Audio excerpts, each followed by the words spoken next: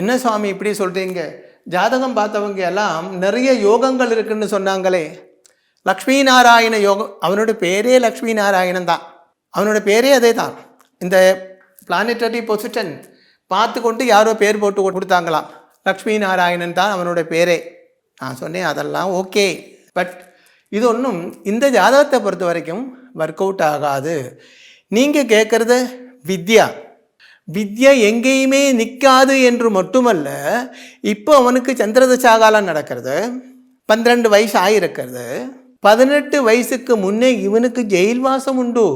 இவனுக்கு சந்திரதசா காலத்தில் ராகு பக்தியில் இவன் ஜெயிலில் போகணும். அவர் ஷாக் ஆகிப்போச்சு. எங்களுக்கு இருக்கப்பட்டது ஒரே ஒரு பையன், அவங்க கொஞ்சம் நல்ல ஃபேமிலி தான், அரசியல் செல்வாக்கு அந்த மாதிரி நிறைய விஷயங்கள் எல்லாம் உள்ள ஒரு ஃபேமிலி தான். ஆனால் இதுவரைக்கும் இந்த ஜாதகம் பார்த்தவங்க யாருமே அது சொல்லலையே சுவாமி, நல்லா படிக்கும் அப்படி இப்படி எல்லாம் தானே சொன்னாங்க. அப்படி சொன்னாங்க. சொன்னேன் அப்படி இல்லை.